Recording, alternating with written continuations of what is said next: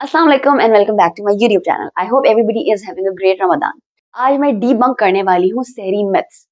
बहुत से लोगों को बहुत सी कंफ्यूजन है सहरी के हवाले से, तो आज मैं आपकी उसी कंफ्यूजन को दूर करने वाली हूँ। सबसे पहली मिथ जो कि बहुत कॉमनली एग्जिस्ट करती है and that is drinking too much water and you think like कि पूरा रोजा बड़ा अच्छे से गुजर जाएगा। ऐसा कुछ नहीं होता।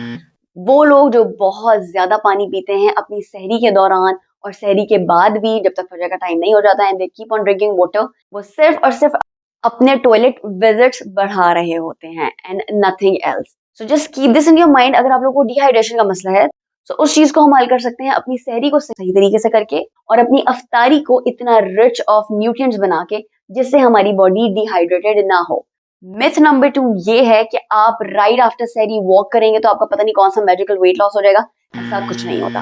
एक्चुअली सहरी के बिल्कुल 10 मिनट बाद वॉक करना सजेस्टेड नहीं है। आई नो हमारे ही जैसे लोग, मैं ही खुद रिकमेंड करती हूँ 10 से 15 मिनट बाद मील के, एक नॉर्मल मील के वॉक करना, बट सहरी में ये चीज बिल्कुल भी रिकमेंडेड नहीं है। अगर आप लोग वॉक करना चाहते हैं अपनी सहरी के बाद तो इट्स अलॉट बेटर कि आप फजर की नमाज के भी 10-15 मिनट बाद वॉक करें और अपनी सहरी से वॉक वाले टाइम को आधे घंटे का डिफरेंस जरूर दें। ये बहुत इंपॉर्टेंट है। अगर आप लोग सहरी के फौरन बाद वॉक करने लगेंगे तो उससे बहुत लोग एक्सेस ऑफ वॉमिटिंग एक्सपीरियंस करते हैं जिसकी वजह से आपका रोजा टूट सकता है। इसीलिए ये रिकमेंडेड है कि आप इफ्तारी के बाद वॉक करें या फिर आप सहरी से आधे घंटे बाद वॉक करें।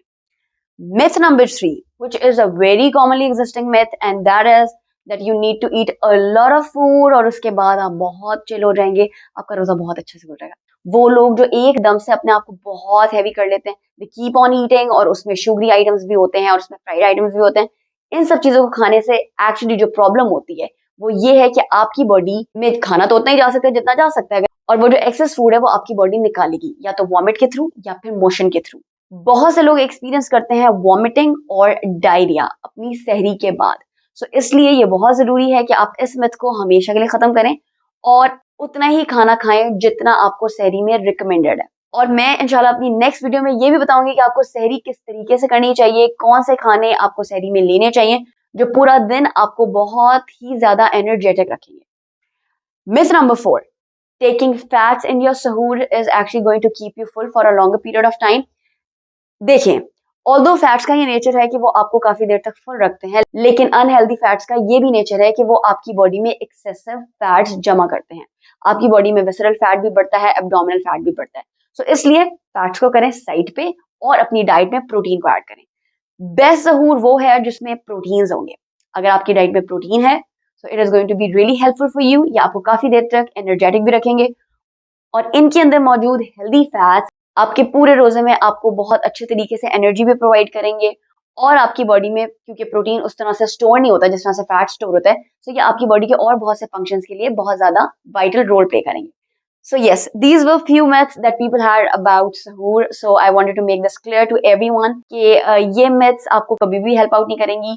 इन सारी myths से निकलें और अपने रमजान को हेल्दी तरीके से गुजारें, क्योंकि जब आप अपने रोजों को ही हेल्दी तरीके से गुजारते हैं तो इसमें जो लोग वेट लॉस करना चाहते हैं वो भी बहुत सक्सेसफुल हो सकते हैं। लोग डायबिटीज से भी बच सकते हैं, हाइपरटेंशन को भी आप क्योर कर सकते हैं।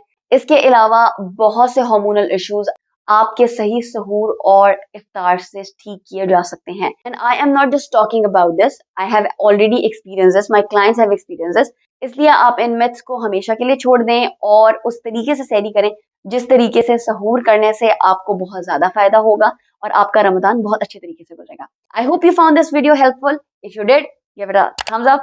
Don't forget to subscribe to my channel and hit the bell icon, so whenever I upload such informative videos you get the chance to watch them too. See you very soon. Take care. Allah Hafiz.